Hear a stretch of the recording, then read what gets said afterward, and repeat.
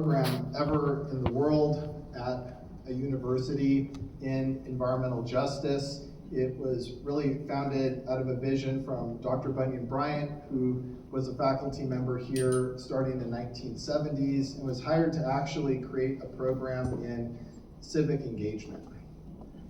And Dr. Bryant translated that into being one of the first scholars in the world to identify the fact that when you're talking about major environmental issues, pollution issues, health issues, that there's a lot of inequality and not everybody is treated equally. And certain communities, certain people are targeted for greater burdens of these harmful aspects of our relationship to the environment. And so Dr. Bryant not only set forth scholarship to identify these inequalities and solve them, but then created our program here in order to train students and to support research that would begin to change the world. And so the program has continued to grow, and the program has continued to attract just incredible students and incredible people that want to share in this community and launch into fantastic careers.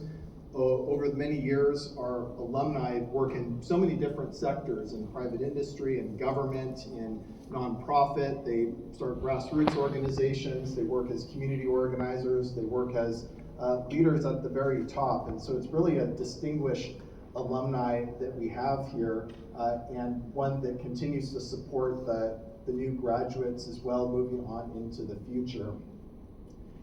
And for the current class, the current graduates, I've just really enjoyed working with these tremendous colleagues. Our program is not easy.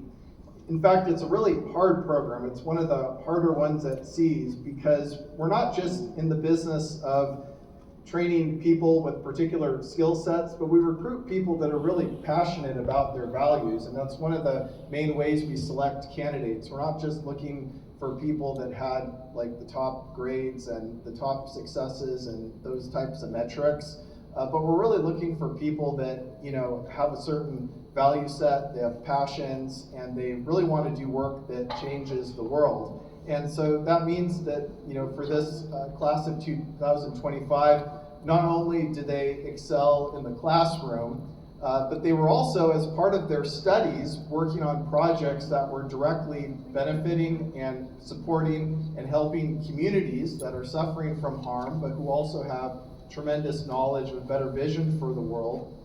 But then the students are also active on campus, doing service to support other students. And so whenever I would connect with or talk to students, they were always doing so much to serve other people on and off campus. And so we do our best to cultivate a community where that is something that is really important to us, and where we try to support whole people, and knowing that our colleagues in the class of 2025 are extremely ambitious, but that they're doing fantastic work, and everything that they do helps people and helps change the world.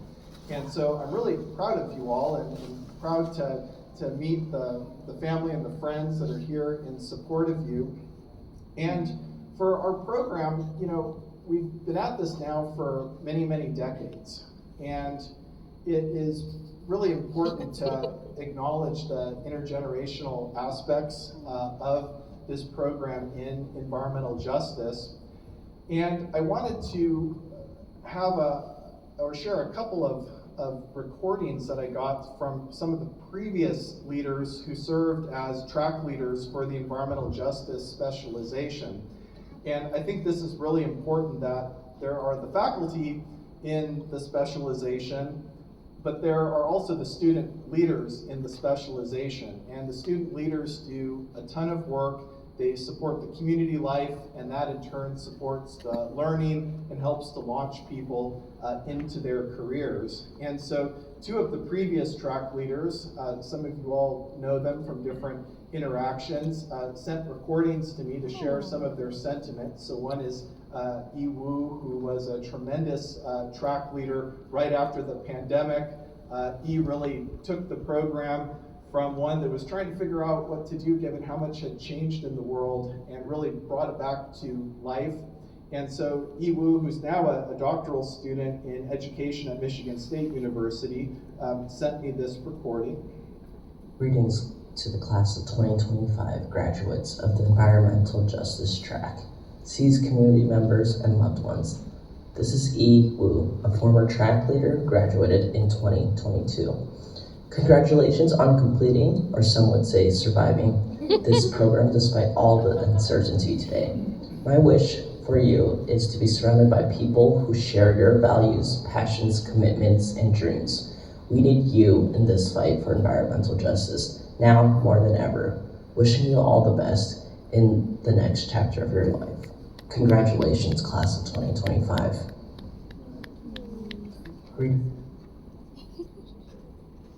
Very nice of you to share. And another track leader, Aaron Posas, had also... Hey y'all, for those... I will start it again after I give Aaron a little bit of an introduction. Aaron was also a track leader, and actually Aaron with Mia Dozier, who's also a track leader, were the ones that envisioned the peer-to-peer mentorship program, and that's another great aspect of our program, is that we take very seriously that you need to have multiple mentors, including student mentors, and so Aaron was one of the people that really envisioned this program, and now it's in its third year. And Aaron's fantastic, took on this program as a way to change her career and is still living in this area and sent this message to all of us. Hey y'all, for those of you who don't know me, my name is Aaron Posas, they, she. I was a community leader for this amazing community art aging specialization a couple cohorts back. Just want to share the biggest congratulations to all of you for this achievement. Graduating is no mean feat. I know it's a lot of work, and I'm just cheering you all on from afar. If you're ever in Detroit, hit me up. I'm just so proud of everyone and all the work they've been doing. Even if I don't know you, even if we haven't met, even if I don't know what that work is, I just trust this community. I trust the folks that have come out of this program. I just am so happy that this community continues to move forward, and each year and each cohort gets better and better. So just absolute congratulations to all of you. All right, well, let's have an applause for Ia and Aaron.